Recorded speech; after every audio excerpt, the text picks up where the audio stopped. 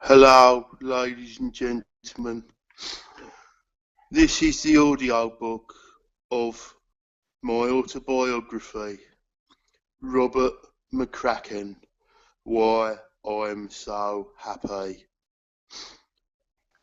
Hello everyone and welcome back to the next big pod. We've got another curse of the host. Brian won't be with us tonight and Shep has left for good. So I'll see how long I can keep this up for. Joining us tonight I've got Andy Pops, Paul Ainsworth, Rocco McCracken, and we've got Doc Asif joining us for the first bit of the call. Doc, just want to get your thoughts on the Fury situation and the IBF, what you make of all this. Well, basically, the IBF have set a mandatory for one of the fighters. Now, we know the situation is that Tyson Fury has been stripped by the IBF belt, and it's not really gone down too well with the majority of boxing fans, nor has it gone down too well with Tyson Fury. But to be fair, in the IBF's defense, they did say that Glasgow would be the mandatory after this fight. So, as you can see in the aftermath of this Klitschko Fury, is that the boxing organizations and the politics of boxing has come into play for the first time in the heavyweight division for a long time. So I expect to see a lot of this, people. It's a bit like Black Friday where people charge to the shops and try and get all the belts, fight for all the belts. So we're going to see a lot of this things that those boxing fans don't like with the organizations taking place. So he's been stripped. The IBF purse bids have been set between Glasgow and Charles Martin, two undefeated fringe contenders who never really beaten anybody of note. The purse bids are set for a couple of weeks' time, so that fight should take place in the next 6 weeks, maybe. So, can I ask a question? If Klitschko won the Fury fight, do you think, if it was a close fight, the Fury rematch was like muted around because it was a close fight, do you think the IBF would have stripped Klitschko? No. If Klitschko won the fight, he would not give Fury a rematch, full stop. Do you not think so? No way, no. He doesn't need to, because what's he got to gain? Nothing. That's true, I suppose. And he's gone to defending his titles, beating undefeated fighters, and trying to enhance his own record. Yeah. Andy, what do you make of it, mate? Andy? No, Andy obviously left us as well. I'll jump in then, but Yeah, Paul, what do you make of it, mate? it's a mess, a real mess. But I think that this was predetermined a long time ago, but I think obviously Vlad would have not been in a position to fight him. But I think that the IBF shouldn't have agreed to the contracts and they shouldn't have started taking sanction fees if they knew this was going to happen. Yeah, this is where I was thinking, because the IBF obviously would have got a copy of the contract when it was sent to them. Yeah. So they would have knew there would have been a rematch clause in it. I just find it all a bit strange why they never pulled it up at the time and said, we're not happy with the rematch clause. But then they're not going to turn down a sanction fee, are they? They're happy to take the money, but in my opinion now, I don't know if you lot agree with me, but that IBF belt is now worthless in that heavyweight division. Because the man who won it from the man has now not got it. A vacant belt between two fringe contenders, it's worthless now. What do you make of that? Do you all agree there, or do you think it's still worth having? I mean, obviously from the hardcore fans, it's going to be worthless, but to people, who don't follow boxing too much, they're just going to see the IBF champion as a world champion. And that belt will be, Glasgow wins, he's going to defend his title against easy fighters, and you'll have Eddie Hearn knocking on the door thinking, oh, that's an easy fight. That's an easy title for Anthony Joshua. Let's get in there.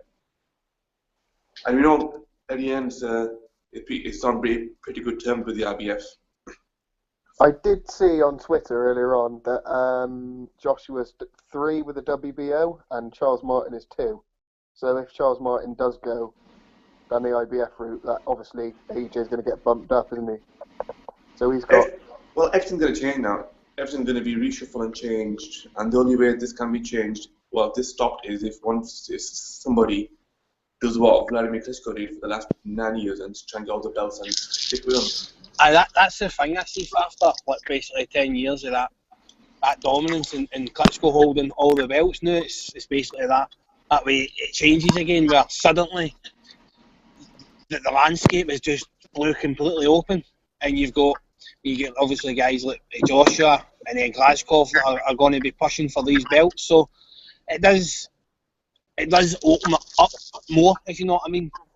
But then again, Fury has beat the man, and to be the man, you've got to beat the man. So nobody can do what he's done. So he is the man in that division. He's the man, just like Rigondo is the man of his division. Brian, are you there, mate? Give me 2 minutes. I'm just walking in the house. All right, no worries. Also, I don't know what you make of this, Doc, but is there any truth to Hughie Fury being offered the Wilder fight on short notice again? Have you seen anything about that? Do you know anything about it?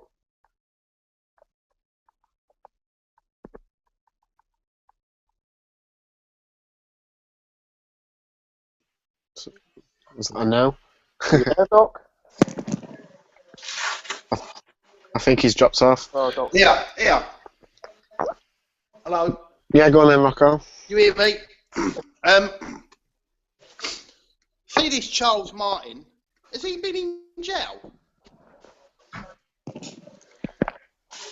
I don't think so. You must have met him in the pedo wing. No, I'm sure I remember Charles Martin and like he killed someone or something. Oh, I don't know. Anyway, I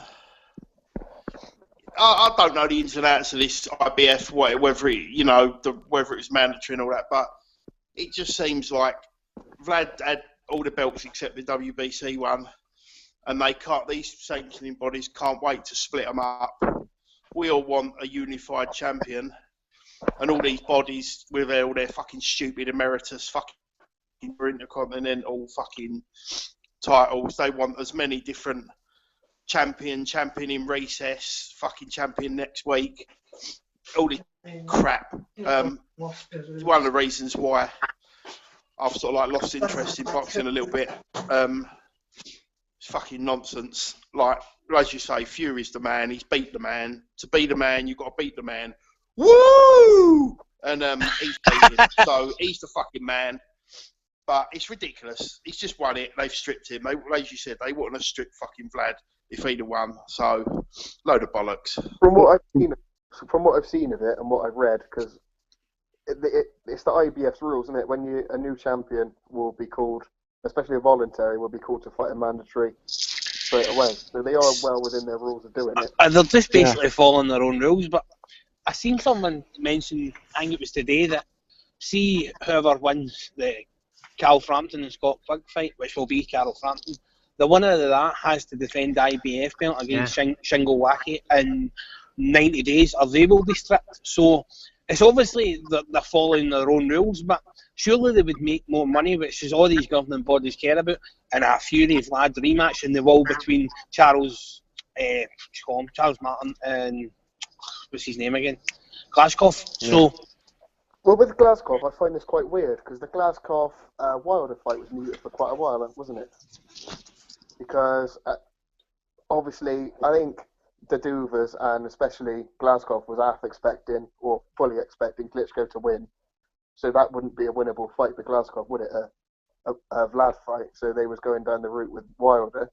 So as soon as Fury won, I think they've changed paths again, haven't they, and pushed for the vacant title.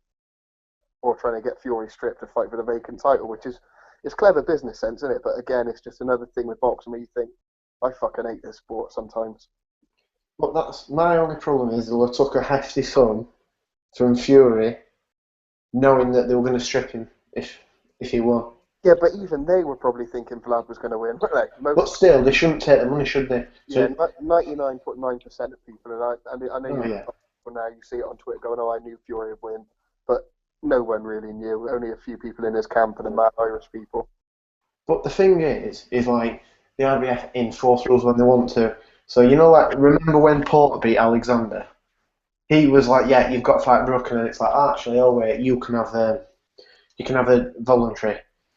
So like Jamie McDonald, he won it as he was the mandatory challenger, but then it ended up being a vacant belt. And then it says, oh yeah, you've got to fight your mandatory straight away. So they pick and choose when they force a rule. Well, they're doing See, it. They're doing it. Oh, crack on. I've not really got a problem with IBF. The issue I've got is with Cafe Dover, right? I never ever got the clamour for people to see Frank Warren go bust. I always thought it was fucking shitty for the sport, but I really do hope main events go fucking to the wall, big time, because of this, because they used it to their own political gain.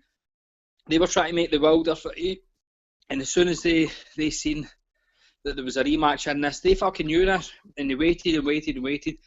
Fury wins the fight. They call for immediate fucking purse bids. They fine well knew that he wasn't going to take that fight. He was going to fight.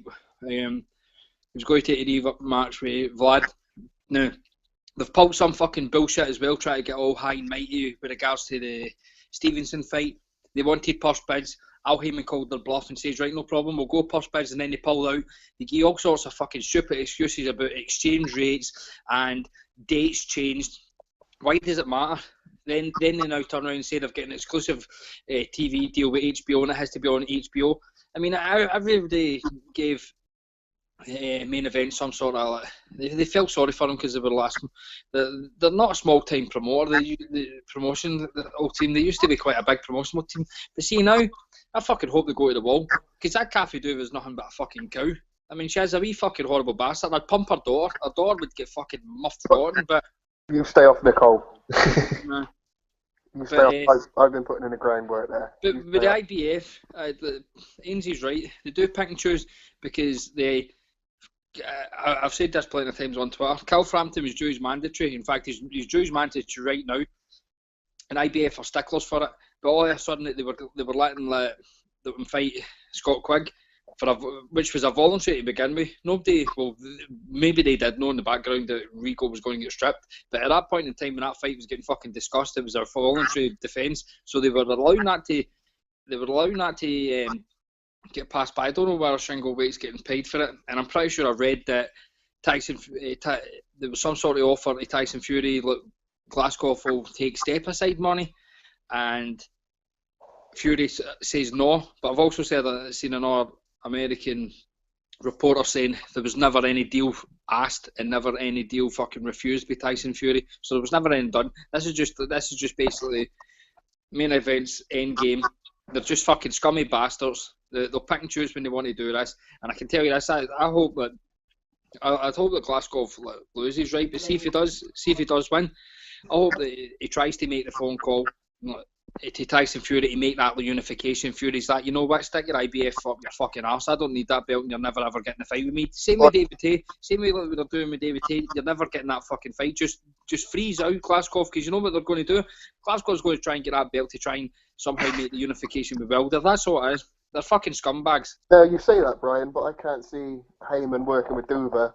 No, you won't. Because they fucked him over with this, because he was going after Wilder, got a sniff of this vacant belt, then completely fucked up Heyman. Well, explain to me, what TV network is Glasgow going to go on? Nobody gives a fuck about that. Yeah, no one gives a shit, do they? Exactly. Glasgow's living a charmed life, because he's had a few dodgy decisions. Exactly. Where are they going to make the money for Glasgow? They'll lose money on him. Yeah. Cam's joined the call. Do you want to weigh in a bit, Cam? What do you make of it all, Cam? The IBF stripping Fury. Well, I saw a tweet earlier saying, if they even strip Fury, the belts don't define where he is. He beat the man, so he's the man. Although I don't think it's right that they strip the belt so soon. But at the end of the day, I don't think Fury's. Everyone knows that he's proved himself as the best heavyweight in the division by beating the man. So do the belts define that position? No, but at the end of the day, he's obviously going to get the Klitschko rematch over the mandatory of Glasgow anyway. But if Klitschko won this fight, would they have installed the mandatory already or stripped the belt? I don't know, but I just don't think that the belt's that important in this situation when Fury's already kind of established himself as the best of the division. And holding the belts don't really change that, whether he has all of them or one belt. Yeah, I agree with you there, but it's a bit of a shitty thing of him to do. But they are enforcing their rules, aren't they? They're making Brooke fight Bizier, who was known at Dan twice. So. That with Bizier is a farce, but soft mandatories with the IBF, that you they force them on you, and you just face shit. But this is what I mean. It's they pick and choose when they do it. So it's like certain people's like, oh no, fine, you can go and have a voluntary, or you can have 2, you can have 3. And then certain people will just force it straight away. Look. And go on, Asif. Look at Glasgow won the IBF mandatory, I believe, in last this year in I think February or March. So he won his IBF mandatory then when he beat when he robbed Steve Cunningham. And now, if Klitschko did win the fight, this Klitschko Glasgow would not go to purse bids. Cassie Duva said herself that it was a tactical move, what they did. Because the reason they did this tactical move, because they know what would have happened. That Fury would get stripped. Now, if Klitschko won, they would probably have reached an agreement to fight Klitschko as opposed to going to purse bids with Klitschko's team, because Klitschko's teams always wins purse bids a lot of the time anyway. So if Klitschko won, they'd have been fighting Wilder next month. Nailed on. Absolute no doubt about it. Well, yes, because unification is bigger than a mandatory, I believe, isn't it?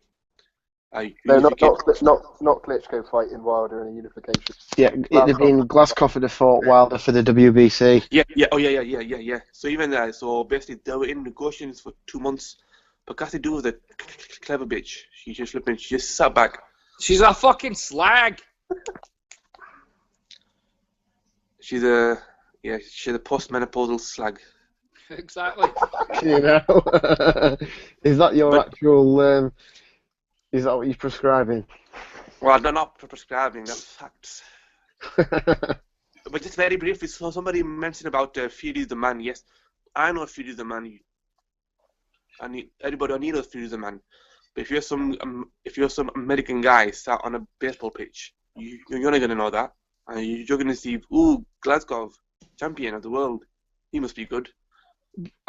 Glasgow won't beat Martin though. Martin's good. You know, Martin's in my opinion, he's the second best heavyweight in the States. He's very underrated. Yes, he's one of these boxers who's got a padded record like everybody else has.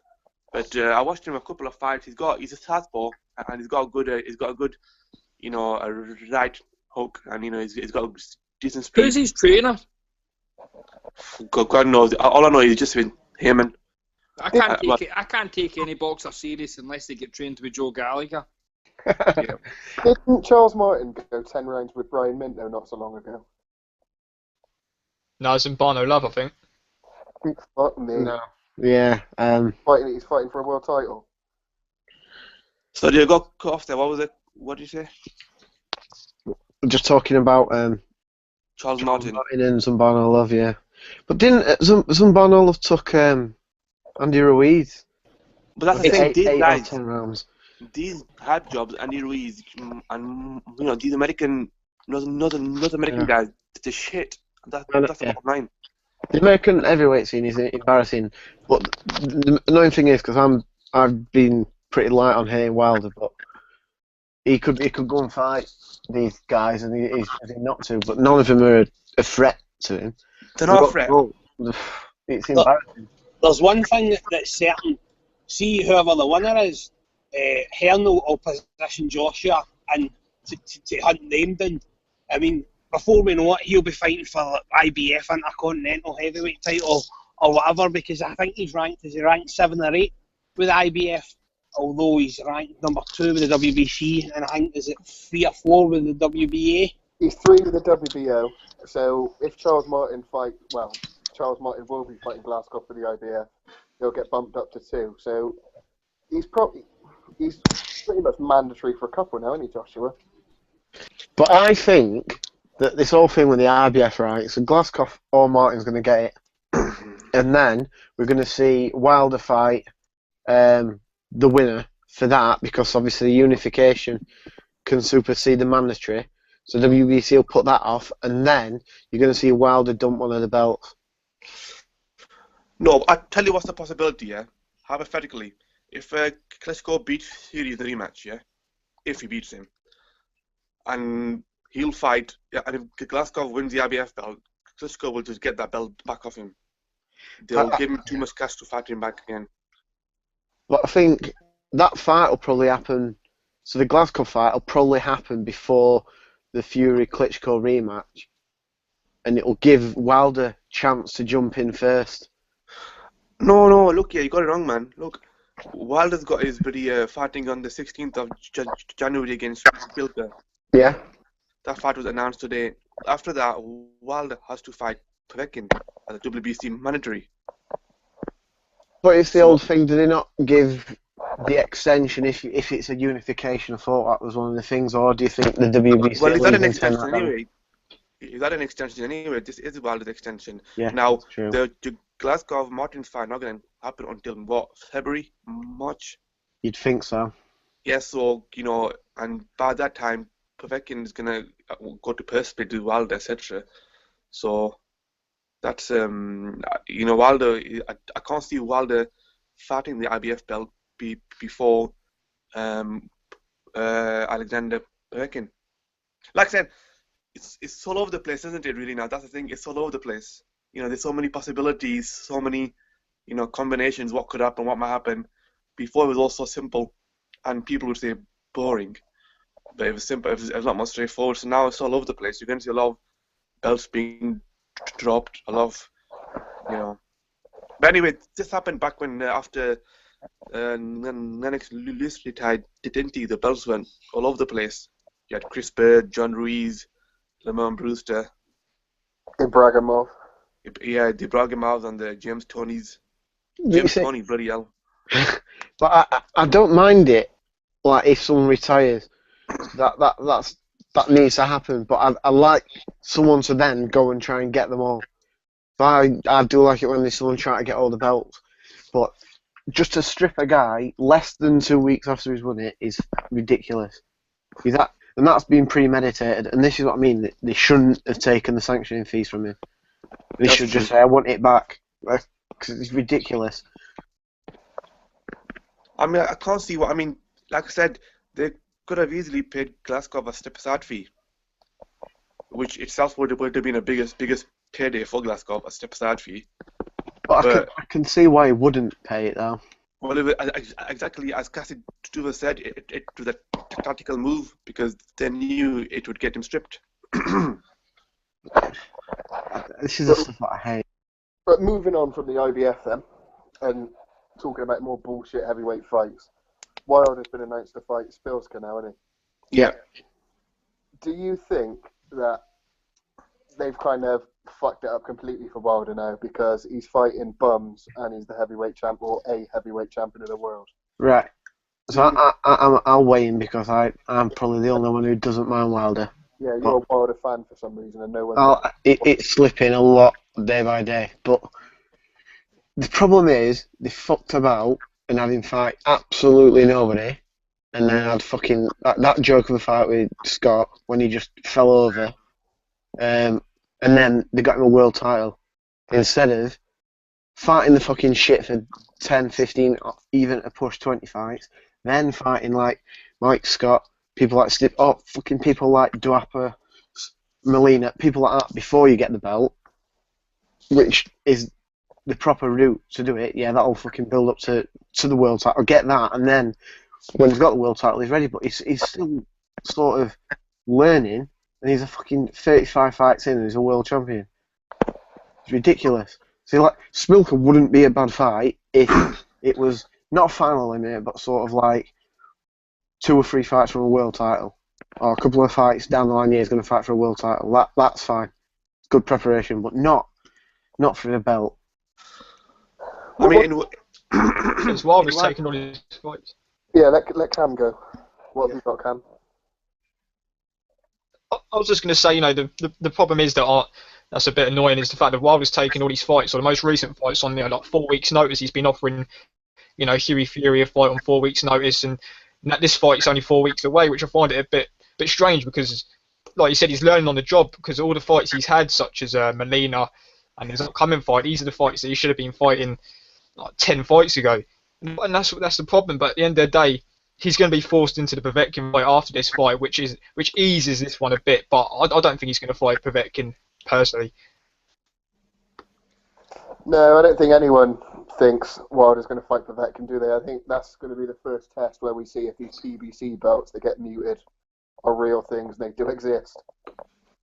And one could just miraculously appear and you'll get Wilder versus Tony fucking Thompson for a PBC title.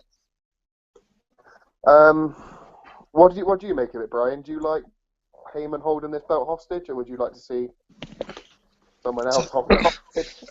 It's a fucking shite fight. It's just a PBC special. I mean, Spilka isn't great at the best of times, and Wilder probably got a pass if he'd actually fought MD after he won in the belt, but he's fought absolutely nobody. His last opponent was shite. I mean, who was the guy that he fought before that? Molina. Molina and He actually Duhapar. had a bit of trouble with Molina. That's how bad he is. Duhapar give him trouble as well. That wasn't a straightforward fight for him. This is This is the thing, though. It's because this is what I'm saying. If he'd have fought these cunts 10 fights ago, like he should have been, then it'd be fine. It'd be ironing, the problems would be ironed out. Aye, but Paul, there's a reason he's not fighting guys like this 10 fights ago, because he would get fucking start-stood, and they're trying to bring him along as much as they can before he gets found out, and he will get found out because he's fighting absolute dross. No, I agree with that. But Right, Paul, I'll give you a test. I'll name 5 heavyweights. You've got to tell me if Wilder beats them. No. All right. Yeah. Tyson Fury. No. Vladimir Klitschko. No. Anthony Joshua. No.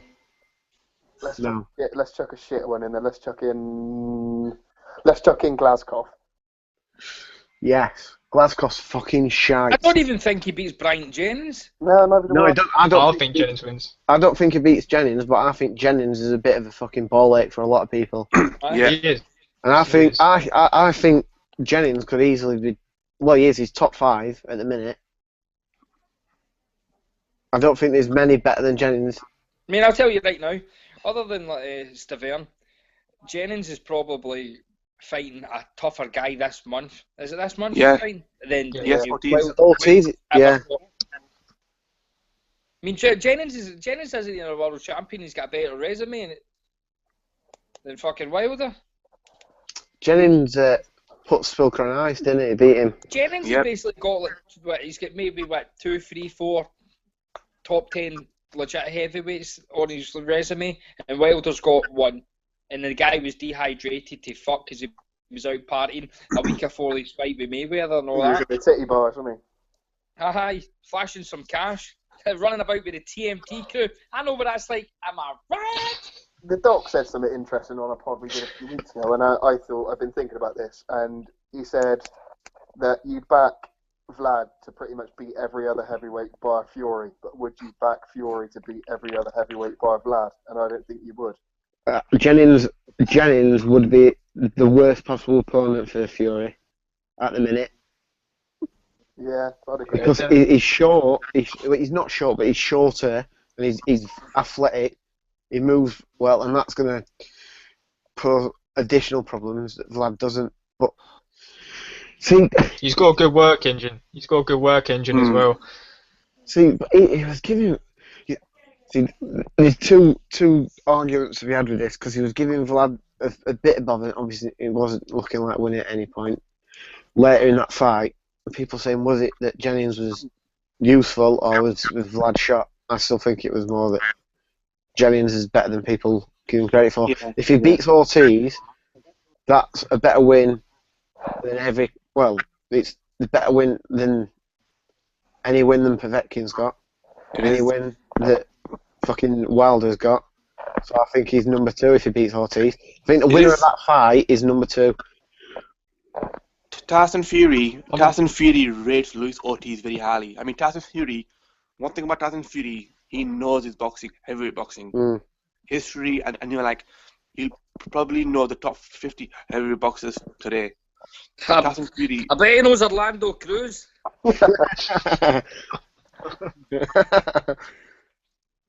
But the thing about Wilder, the thing is that Wilder was on a fast track back in the day, but the problem is he got knocked down by Harold Sconiers. Yeah. And when that happened, that changed everything. That slew him down 100 times, basically. They removed all the video of that as well. Yeah, you can't find it. How to find Yeah, that they video? took it. It was on YouTube for ages, and every time it was going on, it was getting pulled off. That video is not even available anywhere. So that was what changed his speed to the title shot. They really slew him down after that fight. They thought, don't push this project, this cash cow. Let's slow him down. And let's keep fighting Jason Gavern in his 31st fight. Bloody hell. He's waiting to get started, isn't he, really, Wilder? He's waiting for someone to just blast him out, and then you'll never hear from them again. He is, but like the thing is, he does obviously have some decent amount of power, and he's that clumsy and fucking stupid that he throws weird shit. And see, this is the thing that bothers me. Is like when he had the last two fights, when he had like Duapas and he's fucking jumping in midair. He got both feet off the floor. It's like fucking come on. I was doing a Hadouken. See, it makes. I don't know. It's ridiculous. It's fucking ridiculous. I mean, the only thing I gave him, at least the guy's active. He's staying active, which is fair play. You know what I mean? He's staying active, and he's he is beating some people. I mean, like the people he's beating are just fringe contenders. Yeah, but it's right. So it's active, but he's fighting pure shit. Not a mandatory. So if they were mandatory, they'd get a little bit of slack for it, but they're not. And each opponent is getting like 4 weeks' notice, so they're not coming in the best of shape. Yeah, it's that's easy the to. wrong thing. That's wrong. The 4 week notice. That's why his team is Right, crack messing on, up Cam. on. What was that? Also, yeah, it's easy to fight. It's easy to be active when you're fighting this sort of level opponent on 4 weeks' notice. Now, that's why he's active. Yeah, it kind of makes me sick a bit that a champion of the world is offering Huey Fury a fight on 5 weeks' notice. Huey Fury is a fucking prospect. Why are you offering a prospect a fight at 5 week notice? It's ridiculous. He was talking about Shannon Briggs. I mean, he was offering Briggs to fight at one point. If he took a steroid test. Let's go. No, that's what he wanted, didn't he? Basically, I'll take the Briggs fight if he gets tested. No, I mean, he's not the lineal champ. He's not. He's a world champion, right? And his opponents are fucking trash. And see the people that he's trying to make fights with. They're fucking terrible. I mean, look at the abuse that we dish out to Kell Brook because his resume, right? And the people that he's trying to fight. But Wilder's fighting like 100 times worse than what Brook's actually fighting. I mean, Frankie Gavin's he's no Pernell Whitaker or nothing, but compared to the people that Wilder's fighting, the guy's fucking Floyd Mayweather. It's just, it's everybody on the PBC. It's like just, it's a bit like Eddie Hearn. It's to try to get a belt with the least amount of resistance and see how you go for there. And just kind of try to pad out as long as possible to see. Like Heyman's not even got an end game where like with Hearn. It's always try to get a belt and fight shite, then get that cash out fight like Khan, Frampton, like Groves, like they kind of things. Like Heyman's not got this end game. Heyman's just fucking making hundreds of shite fights and paying loads of money. I don't know what. I've always said it's a Ponzi scheme. I could picture Heyman fucking dead on a ditch at some point after like they cunts that he keeps like spending their money. Eventually want to get their money back, and he's blew it on trannies and fucking cocaine. Right, talking about Heyman then, he made one of the better fights he's made since he started the PBC on the weekend, didn't he? We had Jacobs and Quillen. Oh, check the host out, segueing right to another topic. Turned out to be a bit of a blowout. Seamless. What do you lot think of the stoppage? Because it's been quite divisive on Twitter. I've seen people say he was start, other people saying he was done. I've seen Brian saying he wants people to die in the ring. But the ref was had his hands tied because he couldn't do the standing 8 count, and he was. See me, I don't give a fuck. I'm a bit like with Brian's thing. I'm not arsed if he just left it and went up and fucking Quillen got chinned and he was out. Needing gas and air for a few fucking minutes, but watch Rocky 4, mate. When Apollo Creed dies, mate, let's live with me forever. I'm not some sort of savage here that I want to see people like take a bad beating, right? It's I like to see a fight stopped if somebody's taking constant punishment. There's no point in like kind of carrying on. Let's see with like Golovkin. There's no point in letting somebody carry on getting leathered off of him, right? But at the same time, this was the first round. It was a good right hand that he caught me, and like Quillen was Jacobs.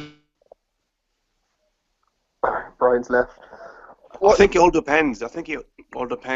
If you like or you dislike Peter Quillen. Hold on. If you don't like Peter Quillen, like me, because he dropped the belt, because he ducked Karabov, and then he couldn't make weight for the Andy Lee fight, and he wanted £10 million to fight Golovkin. Because of those specific reasons, I think that was a superb stoppage. But putting my personal opinion to one side, I think if the referee let it go on, he would have been badly hurt. If you're a Peter Quillen fan, you're gonna say no, it was a stoppage. But it was a good stoppage, basically. Right, crack on with what you were saying, mate. Aye, my phone cut out there. What was I saying? Something about you don't want to see people dying. I don't want to see people taking punishment, but it was caught cold in the first round, and as much as he was in trouble, I think I'm not one of these people here that think every fight's going to turn into like a Jared McClellan, or you need to stop the fight a wee bit earlier, or it's too late. If that's the case, then every fight's going to get stopped too early. Like he deserves to get. Like, boxers are there to get knocked out. It's a fucking sport. It's not a game of tennis. It's boxing. You're there to try and hurt somebody, and he was hurt. So let him fucking. I'm not going to say die in his shield, but fuck it, because Peter Quillen's a prick anyway. Cam, just let him get knocked out. What do you think, Cam? I mean, I didn't know there was no standing 8 counts because after the fight I was calling for one, and then I didn't actually realise they weren't actually legal. But after that, I got told that. I thought, well, I wasn't too disappointed with the stoppage. I thought it could have gone on, but I thought Jacobs was going to finish the fight off. Quillen his legs were gone, so I wasn't really too disappointed. But Peter Quillen, what was intriguing was Peter Quillen after the fight. He didn't really seem too fussed, did he? It just seemed like he didn't really care about it. He obviously was happy with just the money he got, and potentially he's probably thinking there could be a rematch down the line. I don't know, but I'm not out of the ring. But I wasn't too disappointed. I thought Jacobs would have finished it personally, but at the end of the day, it's just assuming because we didn't get to see it, which is the problem, and that's why we're kind of speculating about it now. I get the impression that Peter Quillen doesn't like boxing. He's just basically interested in it for the wages. He couldn't care less whether he fights again or not. I mean, his attitude at the end of that fight just spoke volumes. I mean, how many times have we seen like a fight kind of stop too early, or even even Pacquiao? We'll just go to Pacquiao. Pacquiao lost 9 rounds against Floyd. He was fucking bitching at the end of that, saying that he won the fight and it was a robbery and shit like that. Quillen was fucking quite the thing there just to accept that shite. I mean, Lemieux get his shit pushed in for a full fight against like Golovkin, and he was wanting a rematch immediately. Quillen wasn't interested. I don't even think Quillen likes boxing. He's just fucking basically there for the money. I was going to say he hasn't got a fighter's heart, has he? But he got off the deck against Andy Lee. So he reminds me like Dan Hamilton. He lived in the streets and grew up in the phone box, and now he's a boxer and wears 2 grand suits. I don't know. I think he had a lot of respect for Daniel Jacobs. They're good friends, so I don't think he wanted to take away the glory of Daniel Jacobs. If that was anybody else, I think Quillen would be saying, "Oh, that was an unfair stoppage." Fuck that! I'd shit in my best mate's kettle. I don't give a fuck. Before this fight, I was watching a few of Quillen's fights before the actual fight, and he got put down and hurt by. He wasn't really put down, but he got hurt badly by Denisio Miranda a long time ago, and he recovered from that. And Miranda was buzzing him like Jacobs was, and he recovered and won the fight. So, he should have been given a chance to kind of recover. It was the first round, so he should have been given a chance. But at the end of the day, it's one of these fights where a lot of people might call for a rematch. I personally don't want to see it, but I've seen a few people and I've been like, there's no need for a rematch, I don't think. But I think the rematch might happen personally because there was a lot of money in the first fight, and that's probably why Peter Quillen wasn't too bothered about the fact he got stopped. Because, like Brian said, he doesn't really seem to care about boxing too much. He got a nice payday, and potentially there could be another one in a rematch. See the problem with that though, like, there wasn't a big crowd there. Apparently the TV ratings done absolutely fucking shite, and I know that Heyman's all about like throwing money, like just basically burning money. But at some point, he's going to need to rein that in, and surely Showtime. If it's on Showtime, Showtime's basically paying that money. They can't afford to be losing that sort of money, like paying two guys $1.5 million each and only getting a couple of 100,000 viewing figures. Know what I mean? Put that into context. I can't. What was it? 354,000, like maybe something like that. Anthony Joshua's basically getting that, like, to a bit less than that on Sky Sports, where the viewing figures are far less. I mean, the numbers over the weekend were fucking terrible. The Gale numbers were horrific. And this is on Showtime, one of the biggest networks that you'll get. Yeah, but Espinoza is essentially an employee of Al Heyman, isn't he? Let's get that serious. He is one fucking weasel. I bet he's raped his own mother. It comes down to... The slimy bastard. Obviously, not living in America, none of us know how they promote it, really, if it's advertised well or if it's not. But every cunt and their dog knows that Anthony Joshua's fighting on the weekend. Like, all my mates are buzzing for it, and they're spastic casuals. But every single one of them has got a hard on for watching Anthony Joshua knock out Dillian White on the weekend. I'm having to watch that with a bunch of casuals. It's going to be like a nightmare on Elm Street. Yeah, I'm going to the pub. Have you heard who's been added to the card? Paddy McCourt. Derek Chisora. We'll get onto that later when we start doing some previews for it. But I don't really fucking know, but I'm speculating that it's just not being advertised very well. Because if it is being advertised well and they're getting them shit numbers... No, this was massively promoted in America, this fight. Massively. And they've only done 8,500 tickets. Fights they've made as well, and it's dreadful. Boxing must be going down the fucking pan. But I've noticed, but obviously it's hard to gauge over here, but I've felt that there's been a lack of a buzz around the last few fights over there. Especially that, and even Canelo Cotto, it wasn't like... You know what it is, Paul?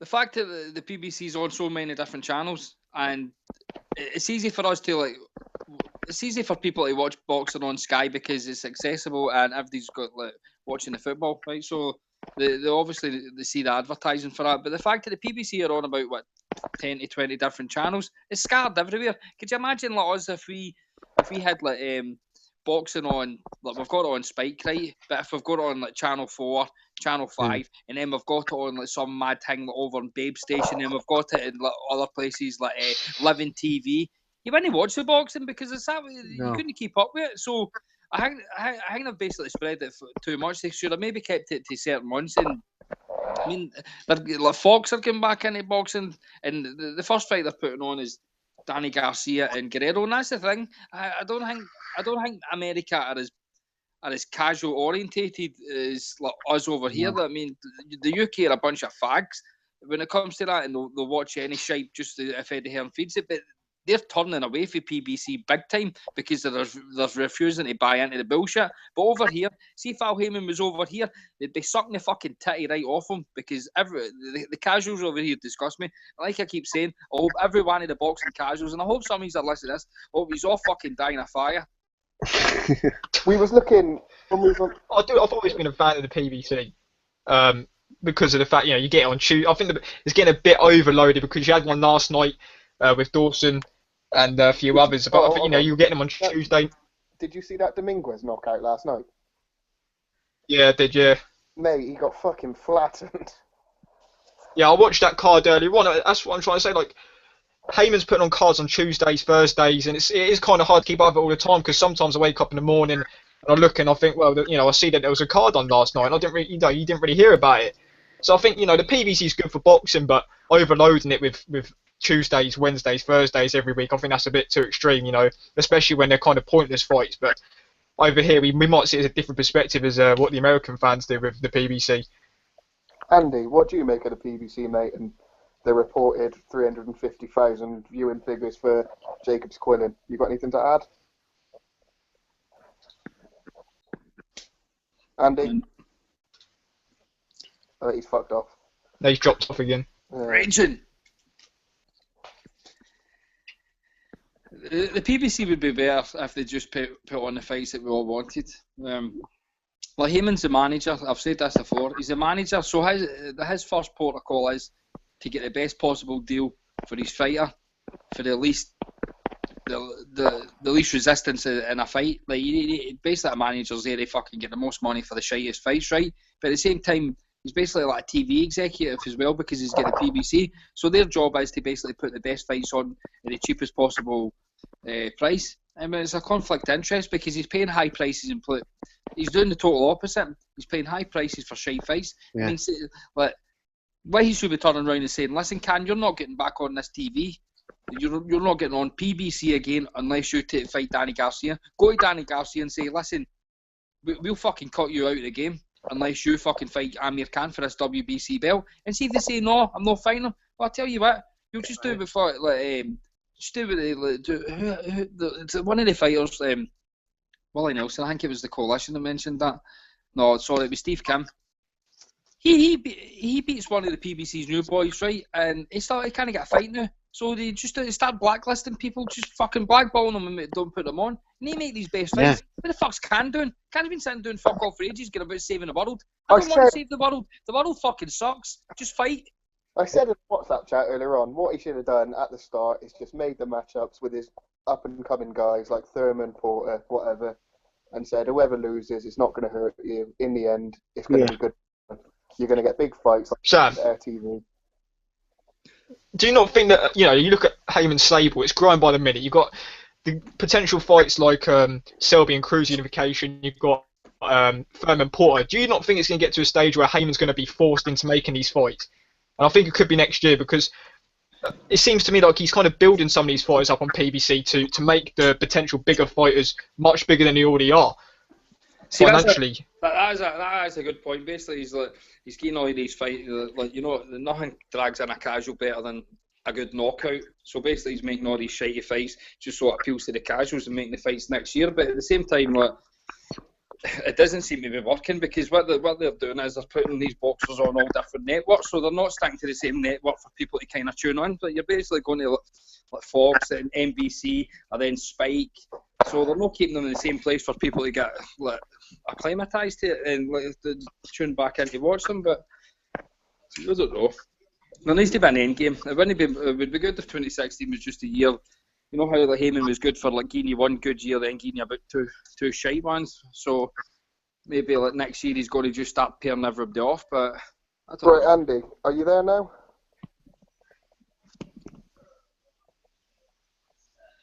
Unmute yourself. Andy.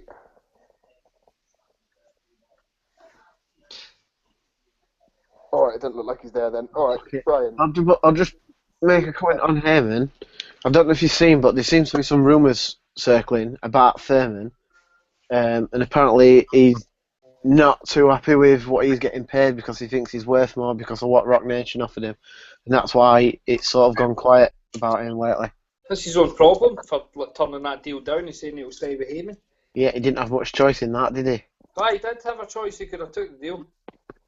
But yeah. Question. Well, Ken Porter's basically said in interviews that he's not heard nothing back for Thurman. They're ready to sign the contract, and I do believe Ken Porter. I know he's a bit of a gobshite, but at the same time, man, he comes out in interviews and tells you straight, and it does look as if Thurman's the one that doesn't want to fight, because I think Porter would fight Andy. Yeah, I think Thurman beat him, but I don't think it'd be conclusive one way or the other. I'm not a fan of Porter. But it's probably more to do with the Kell Brooks fight. It just looks sloppy as fuck. Just couldn't change his game at all. He just kept fighting the same way. His dad was as bad in the fucking corner. It was a bit of a shit fest on the two of them. Team Jesus. Fucking. Question about the PBC. I watched an interview yesterday with John David Jackson's Cobbler's trainer, and he said that potentially Heyman might be working with HBO, which could obviously move things forward with potential Kovalev-Stevenson fighting next year, and he's quite adamant that this fight's going to happen. I mean, what do you guys think about Heyman working with HBO? Is it looking like it's realistic now? Well, I said this a few weeks ago. I can't remember who to, and it sort of got a bit of a cold reception, but because it's the new president's in, and he said he wants to work with everyone, which makes sense. And it makes sense if Heyman's trying to do what he's doing is to go on every channel. Well, he's going to piss. It'll piss someone off regardless when it. Like, Well, does that not just kind of go against everything that he said? That his whole mantra is free TV for all, and all of a sudden it's going to go to HBO and back on at Showtime. So in essence, he's a failure. That he's failing then. Yeah. He's got the next 12 months. I think that's going to be the last, or the making or breaking of it, isn't it? He started off, hasn't gone too great. He's either got to put his foot on the gas and make the fights that everyone wants to see, or just knock it on the head and go back to doing what he was doing before. But can you name 5 fighters, him and fighters who you think he's developed in the last year from being like, or he's improved either in how well known they are or where they've got in terms of standing in the sport? Because Sean Porter is the only one. Deontay Wilder, that's one. I may go on a limb and say, I think DeGale's had 2 good wins over Durrell and Butte, and that's obviously developed his fan base over the US. So potentially I could say DeGale, because he has gone over to the States and got his name out there with 2, wins over 2 big names in the US, especially with Butte in Canada. But I think with Wilder, even in America, is a bit of a laughing stock now. So I don't know if he seems to have done more damage to him than good. Because I think, in a way, if he'd have been and say fought Povetkin last and got knocked out, he probably wouldn't be getting laughed at as much as he is now. Right then, well, enough of that. Talking of people, he depresses me. We've got a stacked pay-per-view card on the weekend, haven't we? I'm sure we're up for it, and can't wait to give Mr. Hearn our £17 or whatever the fuck it is. I'm not watching it, so. Are you not going to watch it at all? I'm away, so I'm not watching it. Fuck that. How would you away? You're on holiday that you haven't mentioned. No, I haven't. But fuck, I won't watch that. It's terrible. The one good fight is the Bellew fight, because that's even as fuck, really. I haven't seen this Barroso, but I've seen Steve Kim tweeting that he thinks it's going to be a decent fight. And I think Mitchell's going to blow him out. I think Mitchell will blow him out. You think so? Yeah, I can't see Mitchell having any problems, to be honest. I think Mitchell will win now. I think he'll stop him. But the problem is that this pay-per-view card stacked with fights where you bet a pound on Hearn's fighters and you gain about 15p back. It's just ridiculous. What a cunt now, man.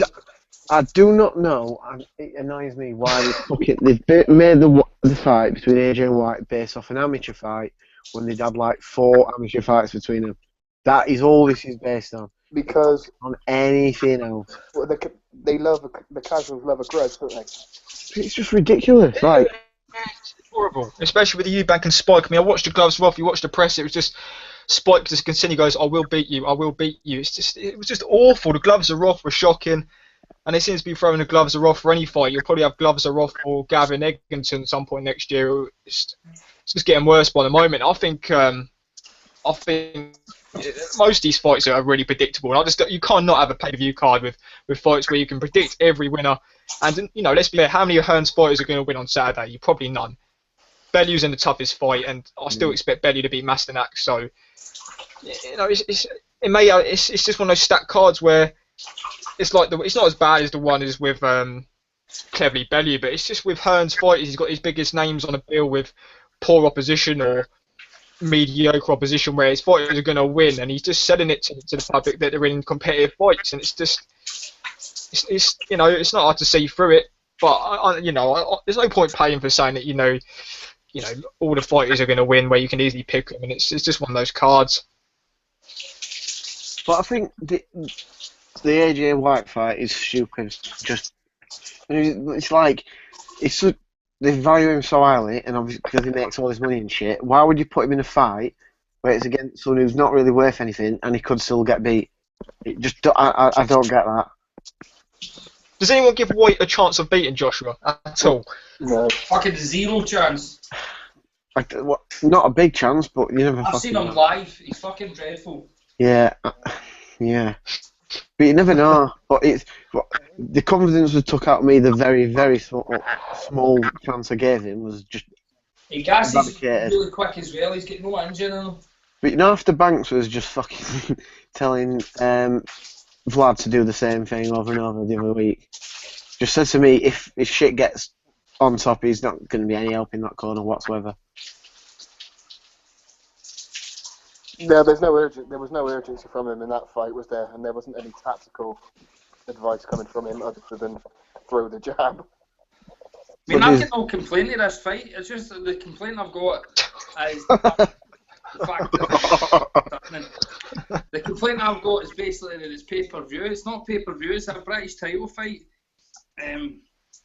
against a guy full of steroids and a guy that get banned for taking steroids. But White's got absolutely no chance. I mean, as much as I hate Joshua and the fact that I've got soap in my eyes, he's far better. He's far better than fucking White. Every aspect of his game's far better than White. That's the thing with Joshua, isn't it? No Apart from the patter, White's get the patter, and Joshua's a big fucking boring bastard. No one disputes Joshua's got talent, do they? And if you do, you're a fucking idiot because you can see he's got all the tools, isn't he? Tom thinks he's shit. Tom thinks he's a journeyman. Yeah, but Tom thinks Ronda's a brilliant fight as well. So fucking.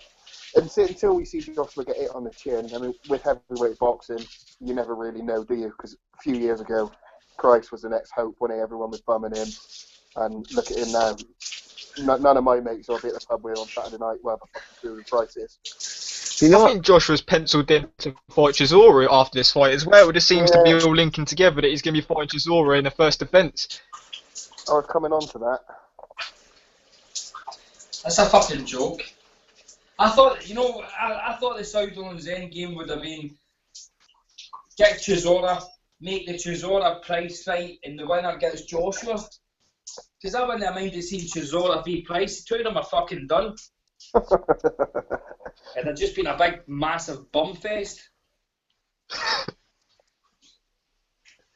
That would be horrendous. Has Price said if he's carrying on or not, though? Because I don't think there's been any actual official comment from him about it, has there?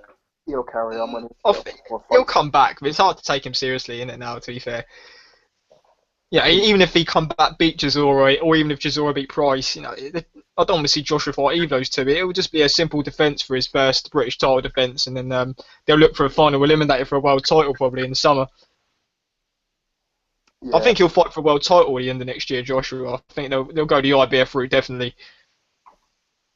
But yeah, there's two outs now. If Glasgow or Martin picks that belt up, and then there's Wilder obviously still floating about. So they've got two opportunities. Yeah, the thing is, though, I think Wilder would ditch the WBC and go the IBF route. So are we going to be looking at Joshua against Povetkin next year? Because I don't think Hearn's going to put Joshua in Povetkin this soon. I think they'll definitely look the other way, especially say if he beats White, he gets a British title defence, and then the WBC say that Joshua can have the Povetkin fight, say next summer. Is Hearn going to take that fight? Probably not. You watch Eddie Hearn all of a sudden do his usual and switch to the IBF. Log it. Joshua will go for the IBF belt next year. 100%. But I think, opposed to his other fighters, I think AJ has a little bit more control and a little bit more saying what happens as opposed to... Because I don't think Hearn particularly was arsed about having his White fight. I think that's probably more come from... Well, that's good then. He's taking the Canelo route then. Yeah. But not the kit bitch Canelo route where he starts asking for gay catchweights. Right. Is it not down to Joshua wanting to literally go the traditional route of having the British, the Commonwealth, the European, and just White was the mandatory? So this fight with White just kind of fell into place, and obviously they got the history, so this falls into place for that fight to happen. But I get the sense that Joshua wanted to go for the British, the Commonwealth, the European, and do it that way, rather than go straight into like a world fight. It doesn't look like Campbell's going to go the British route, does it? So I think that's what Joshua wanted to do. Campbell fought for the British in his debut. That's because Femi wants to feel British, isn't it? It shouldn't have took... The thing that's annoying is it shouldn't have took Joshua 14 fights to get to this level, should it, for fighting for a... Nah, it should have took 3 or 4 fights, shouldn't it, really? He probably could have done it on his debut. The British heavyweight scene is fucking gash. He would have beat people like Sam Sachs and that on his fucking debut. So it's just milking him, taking him around the country, bringing his profile up, so they can put him on pay-per-view. I don't think we'll see Joshua fight on free TV again. Not even that. Not for a long time, anyway. If this fight does good numbers, I think we are fucking lumbered with pay-per-view for anything half decent. See, the thing is, though, see if Glasgow does win the IBF belt, it'll be due his mandatory by the end of, say, round about this time next year. And that's enough time for Joshua to get a D. Some fights, one of they shite ranking belts, and then to become mandatory for that belt. And Joshua right now would absolutely split Glasgow in two. Yeah, and the thing is, with Joshua, he's a fucking cunt who ain't going to stump the money up to get people over. Even though obviously Glasgow's not going to cost that much, he's not going to fuck about. He'll end up bidding a fair bit, so it's definitely a... And then he'll fucking... The hype will go into overdrive. Oh, that'd be pay-per-view without a doubt. Like Joshua v Glasgow for an IBF belt. But see, I wouldn't mind it if at the end of next year, if you had Joshua and Glasgow, and then you had Luke Campbell fighting the Crawler Mitchell winner. Oh, that would be decent, aye. Yeah. That wouldn't be bad at all, would it? But you know for a fact, the Crawler, basically say if it was Kevin Mitchell versus Luke Campbell, that would have pay-per-view on its own. Right, Brian, something's just popped into my head that I want to ask you about. You seem quite happy tonight, so what do you make of... Because I'm basically suffering from sleep deprivation, and I've done a 14-hour shift, so... Well, this will put you in a bad mood again. What do you make of Eddie Hearn talking about a potential Burns versus Tommy Coyle fight? I thought that was shocking. I thought that was a piss take that people were just tweeting that to not try to noise me up when I was at work. No, he said it on TalkSport. I'll go fucking apeshit if he makes that fight. Kevin Mitchell gets his cunt kicked in. Look at the fucking state he's in. It looks as if he basically had AIDS, and he's looking at getting another world title fight. And Kevin Mitchell Ricky gets sent over to fight like a welterweight in Texas, and then comes back to fight some fucking bum for Australia, and then fights like Tommy fucking Coyle. Tommy Coyle is the definition of a fucking bum. Thing is with Burns, and I've said it plenty of times, like he went over and fought Figueroa, and he put up, it was a close fight. I've seen some people give Burns who thought they deserved Burns to win that fight. And if Burns goes over there, Figueroa never lost his WBC title. He never lost a fight, and Burns put in a close fight. Mitchell lost to Linares, whether he was winning or it was close on the scorecards or not. He got stopped in that fight. He didn't win the fight. He couldn't continue. He quit on the AC in the fight. So Burns has had more world title fights on his own than the rest of Hearn's lightweight stable put together, and he gets shafted to the side as a nobody. The worst thing Ricky could have done was done that performance in Texas, because I'm telling you, him sent him over there to fucking lose badly so he could have just got rid of him. Well, that's what it seems like. Hearns is, he's just waiting for his contract with Burns to run out, and I don't know why, because Burns is the most established and decorated lightweight in the UK. He's got the same trainer. He's got the same trainer as Kevin Mitchell, and Kevin Mitchell's the one that's getting pushed, even though he's just lost. And now the fact that he's pushing Kevin Mitchell to go for Crawler, that means that Ricky Burns, if Kevin Mitchell beats Crawler, Ricky can't get the fight. He can't fight Flanagan either. They're not going to get Linares back over here, and Bartholomew, I can't see Ricky beating him. But Andy, I think it was Andy who said yesterday about Coyle and Burns. I don't know what you think about it, Andy. It's a fucking shite fight, innit? I mean, let's be honest. What does that do for Ricky Burns? What does that do for his career? Absolutely nothing. That's exactly it, Andy. It does nothing for his career. It doesn't fucking push him up anywhere. But then you get Mitchell that gets through into all these opportunities and gets big fights. And then I thought when Ricky was on the Campbell Coyle undercard, he fought that Prince off a Fotsu guy, and his towel got through in, and it was a weird finish. Was that card that was? Yeah, that was, yeah. Yeah. I thought when he was on there that there was something strange, because, I mean, why put him on a card in Hull against...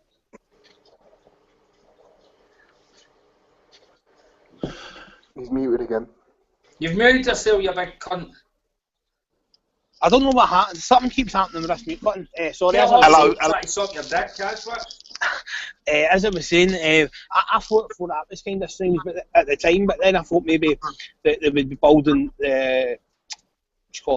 Ricky and Campbell for the future. But for them to come out and say this statement that he fancies the Coyle and Burns fight, it's absolute trash. I mean, who's really interested in that? I mean, really? And it does nothing for Ricky.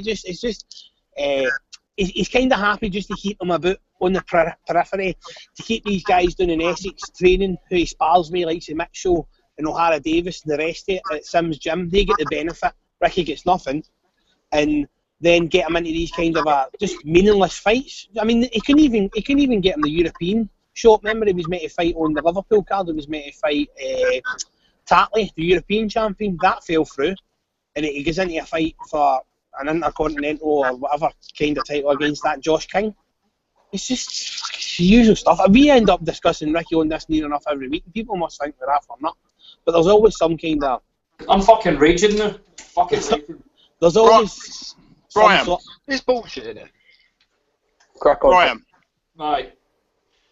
Now, let's just say, if that fight was to happen, right, Burns against Coyle, where looking at it how it is now, where do you think that would take place? Scotland or Hull? Hull. Yeah, because what you're saying, Andy, about it's like not, he's fighting just against a name, but a domestic name.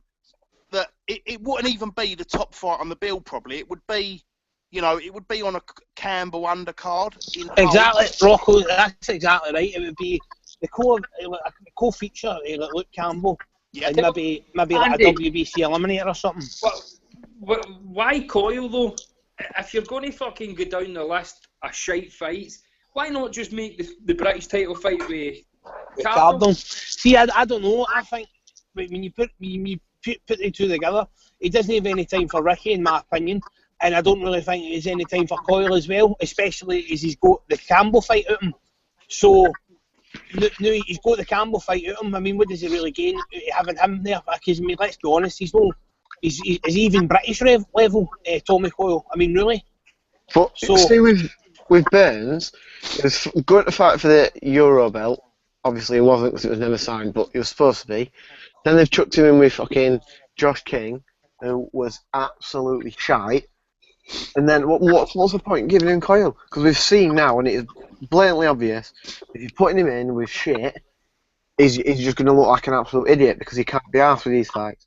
He needs something. He needs a decent fight. Yeah. I mean, see the Figueroa fight, right? I know, obviously, we talk about this quite a lot. And I honestly had him winning. I know you'll say I'm biased, but I had him winning that fight. So then he comes through the Figueroa fight and straight. What was his fight after that? Was that Prince of Afotsu? That was that fight, wasn't it? Oh yeah, when they threw the towel. Yeah. So after the Figueroa fight, right, which I had him winning, right, but obviously he lost after Lawrence Cole basically manhandled him for the full 12 rounds. He goes onto an undercard in Hull and beats that Prince of Afotsu guy for the prison canteen. Then he fights on the Liverpool card and fights Josh King for a plastic title.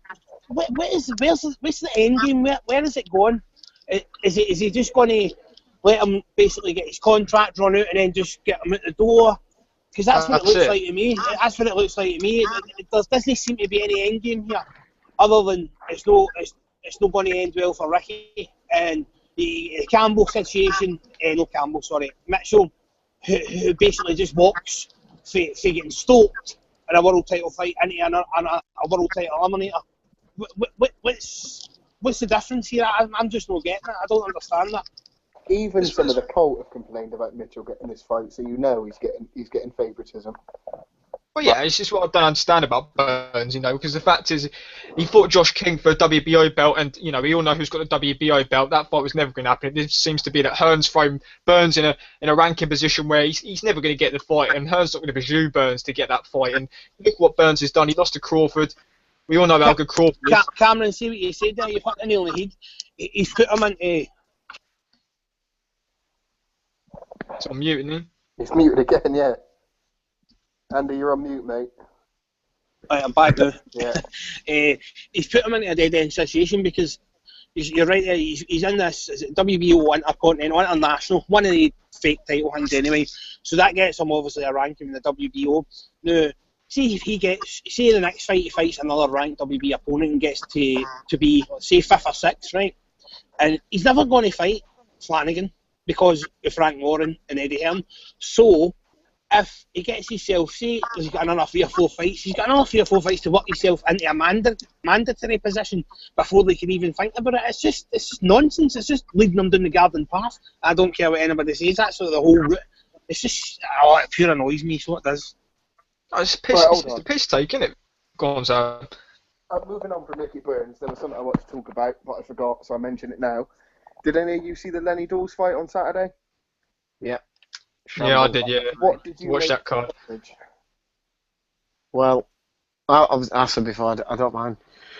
When he got mugged off in Italy before, when they cut the guy with a punch and they put some mysterious substance on the cut which healed it straight away. You know what that mysterious substance was?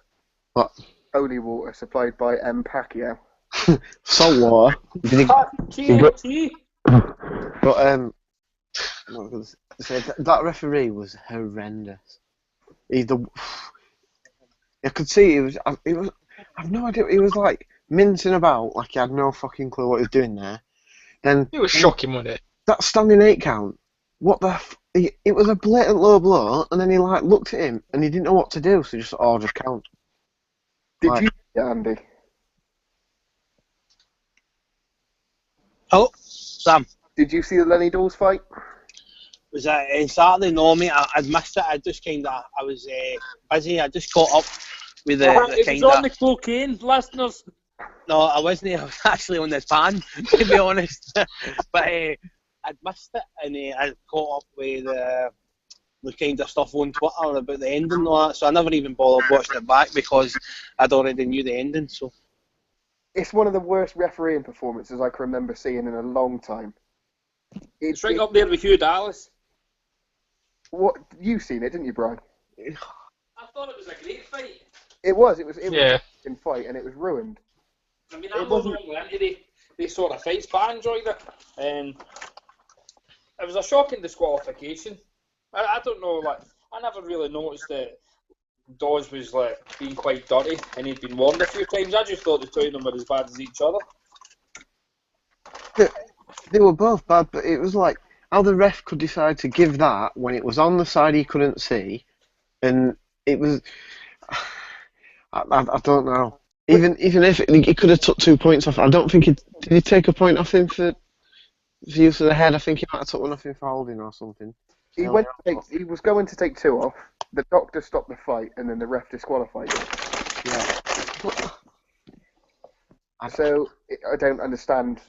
I hope they get the rematch. I don't think they will because it's Di Rocco who instantly beat the guy Dawes just lost to before. He was appealing for ages about that, and they basically got told to go fuck himself. is DeRocco's going on to a world title fight? Is he knows that not why he gave up the title? I think so, but I can't see that. No, he's got a world title fight. I'm sure. I'll check. I'm sure it's against. It's a WBA title, the fake regular one or the interim one. Definitely, that's the reason why he gave up the title. What is it, Benavidez for the regular? That I'm sure it is, mate. I'm not 100%, but I'm definitely. Hold on a minute, I'll check and I'll come back to you. You could be right with that, yeah. Right. Well, anyway, last little thing before we fuck off for the night. We're going to do the hot list. Has anybody got any recommendations for the hot list? Ricky Burns. Ricky Burns and Reno Garrido, they're both champion in resets, aren't they? They're both Until they fight again, they can't. Yeah, they can't be knocked off. Elevated. Sam, you're going to have to tell me what the hot list is, mate. Right. It's 5 men in boxing you think are hot. Not in a gay way. Who's in just... Floyd Mayweather. Shut up. Like, just 5 figures in boxing who's on top of the game at the minute. Like, I'm going to nominate Fat Mick. Yeah. He's done a brilliant job with Tyson Fury. The last 2 Channel 5 main events he's put on have both been decent. He's doing it with next to no money. I just think he deserves some recognition. So I'm going to put him in number 3 on the hot list. I want Danny Jacobs on there. What for? Well, one, he fucking beat Quillin. He was a big prick. And all we've heard for fucking weeks about this fight is how Quillin's going to smash him in a couple of rounds. And quite a few people on Twitter just saying Jacob's a cunt because he's too nice. This, that, and the other, and then he just got and fucked everyone over. TBE. Yeah. Where are you going to put him? I'll put him number 1. I think he can go in at number 5. There. You got anyone, Bright? Um, Burns or Floyd Mayweather? Floyd Mayweather Senior for getting voted fucking Trainer of the Year. Boom! I'm a right! TBE. Right, you can go in at 4. Cam, have you got anything for us? I'm going to put in Andrew Selby, simply because of, he turned professional about 5 weeks ago, and at the weekend he beat Bruscheno, who's a former world title challenger, and he's only had 3 fights, and he's looking clinical. So I think Andrew Selby's got to go in there because I think he's a hot prospect, to be honest. Okay. And Andy, finally, have you got anyone for the hot list? Well, you have just kind of named everybody I would have named there. Obviously, we've got the hot list regulars, Ricky Burns and Ronaldo Garrido. But I would agree with the other ones as well. So We got to add. him as well, haven't we? I want to nominate Tyson Fury. Yeah. Yeah, I think we should just make Fury the super champion. Because let's get this right, people. There's nothing we hate more is the homos, fucking gays, coming out here and shagging our men, fucking barns. I struggle to get my hold of base at times and they're pumping everything. No, not in my watch. Team Jesus. Has anyone seen the video of the Channel 5? Who was the reporter that was jogging with Fury trying to get an interview? I saw the video earlier. I watched a clip of it earlier on, but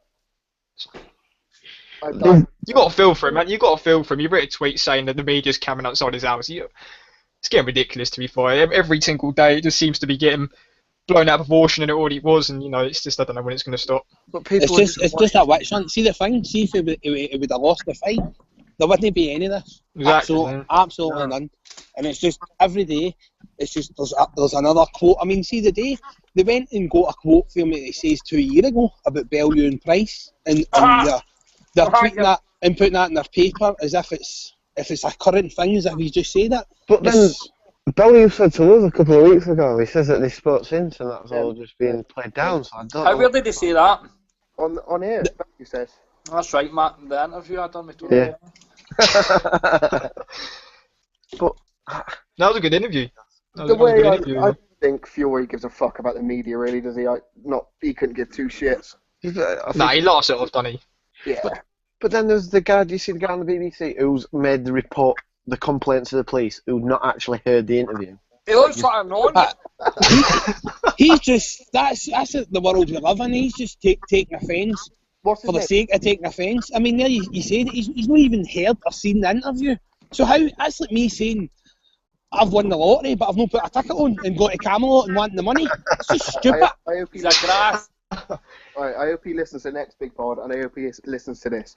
You look like a fucking nonce cunt, and I hope you fucking die. And you're a grasser cunt. Big Tommy Allen hates grasses because he done fucking time for a grass. And the next big pod don't like grasses either. Snitches get stitches.